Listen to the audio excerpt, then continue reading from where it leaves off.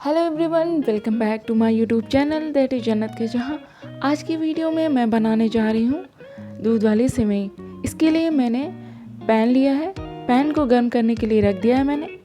इसमें 1 table spoon घी लिया है। घी मैंने देसी घी का लिया है।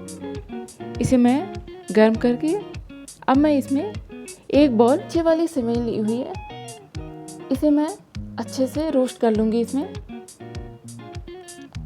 इसे कंटिन्यू चलाते रहना है ताकि इसका जो भी कच्चापन है वो ख़त्म हो जाए। ये आप देख रहे हैं कि इसे किस तरह भुनना है।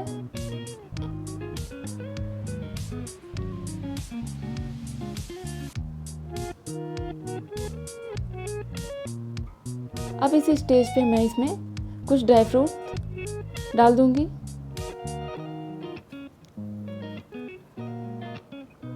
आप अपने फ्लेवर के अकॉर्डिंग कोई भी ड्राई फ्रूट ले सकते हैं। इसे भी मैं सेवइयों के साथ 1 से 2 मिनट के लिए भून लूँगी। ये आप देख रहे हैं कि सेवई के साथ ड्राई फ्रूट भी बहुत अच्छे से भून चुके हैं। यहाँ मैं एक प्याली में आधा कप दूध ली हुई हूँ। इसमें मैंने 2 चम्मच कस्टर्ड पाउडर डाला है। इसको अच्छे से मिक्स कर लिया है ताकि इसमें कोई भी लम्स ना रहें। ये आप देख सकते हैं मैं इसे कितने अच्छे से मिक्स कर रही हूँ। ये कस्टर्ड का घोल तैयार हो गया है। अब इसे हम साइड में रख देंगे और यहाँ सेवइयों में मैं 800 ml दूध डाल दूंगी।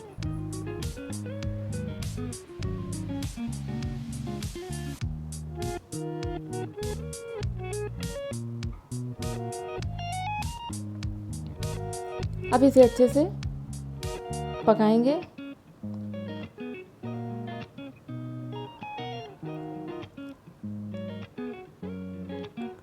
और इसमें 4 टेबल स्पून शुगर ऐड कर देंगे। मीठा आप अपने टेस्ट के अकॉर्डिंग कम या ज़्यादा कर सकते हैं। अब इसे कंटिन्यू आप चलाते रहिए।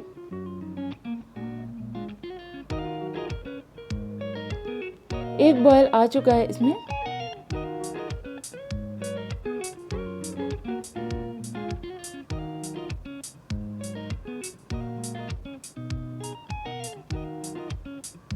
अब इस स्टेज पे हम धीरे धीरे कस्टर्ड का जो घोल था वो हम इसमें ऐड करेंगे और कंटिन्यू स्टिर करते रहेंगे ताकि इसमें कोई भी लम्स ना रहे।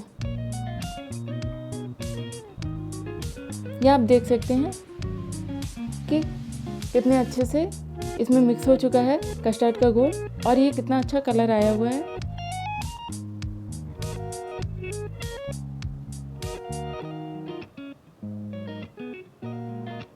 इसे कंटिन्यू चलाते रहना है ताकि इसमें कोई भी लम्स ना बने। इस स्टेज पे गैस की फ्लेम को हम ऑफ कर देंगे। अब हम इसे सर्व करेंगे। इसके लिए हमने एक प्याली ली हुई है।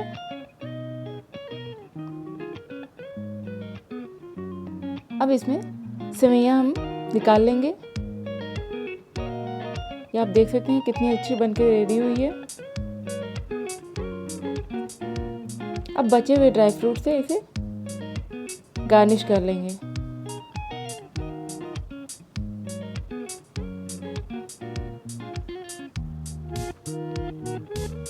ये दिखने में भी बहुत अच्छी है और खाने में इसका टेस्ट भी बहुत अच्छा है।